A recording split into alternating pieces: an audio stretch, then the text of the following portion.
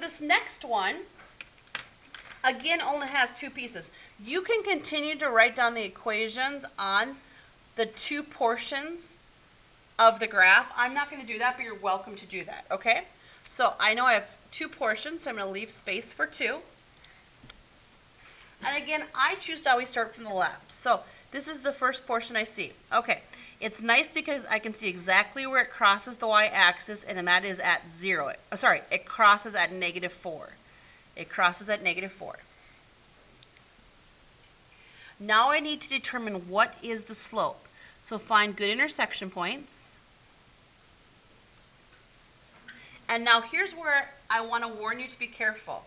Whenever you identify the slope, you must go from left to right. So from left to right, how do you go from one point to the next? You're going to go down 2 and over 1. So -2/1. My second thing to caution is always make sure you add an x to the slope. And if you want to write that equation down here first and then come back and write it down, feel free to do that. I'm just going to do one less step in the next two problems. The second portion here cuts through the y-axis at -3, and it has a slope of up to around +2/1.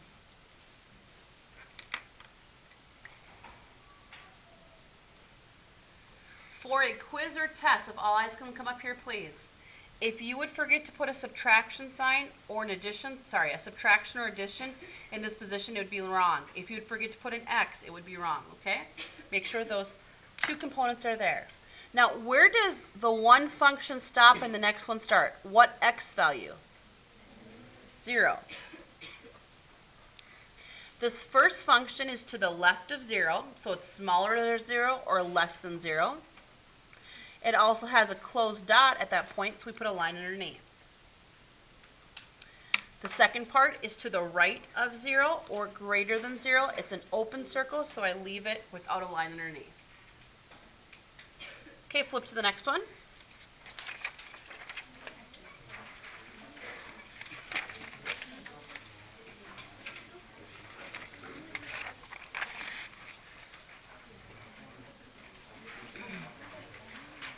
Okay, with your partner, please don't talk when I'm talking.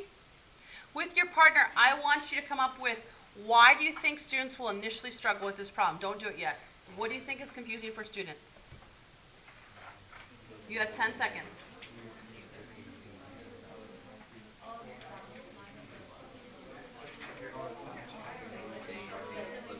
All right, somebody want to volunteer? Why is this a little more confusing? Okay, Brian, go ahead. Please listen to Brian's answer. Is it because it's kind of confusing to see which line to start off with? Okay, it's kind of confusing. That may be true. You may be like, which one should I start off with? In reality, you can start off with any line you want, but which one goes further to the left? Is it the top one or the bottom one? So that's what I'd start with, but that could be it, but I'm looking for something else. Yeah, for this one, where does it cut through the y-axis? Can you tell right now? So we'll have to determine that, okay? Let's start with this line right here. Please find on your own what is the y-intercept to the top. Once again, for those that were not listening, please find the b value to this function. The answer is 6, so put a +6. It cuts through at +6. Okay, now I need to identify all those good intersection points.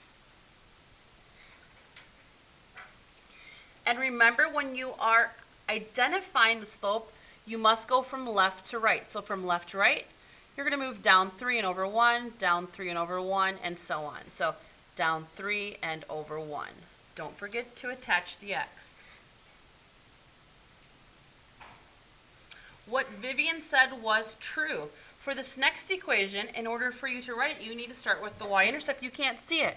So let's start with good intersection points. Identify those good intersection points. It's a little hard to see, but it's actually, it just goes down 1 over 1, down 1 over 1, okay?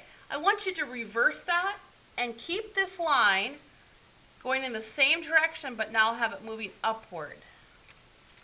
Keep that pattern going, and I want you to continue that pattern until you intersect with the y-axis.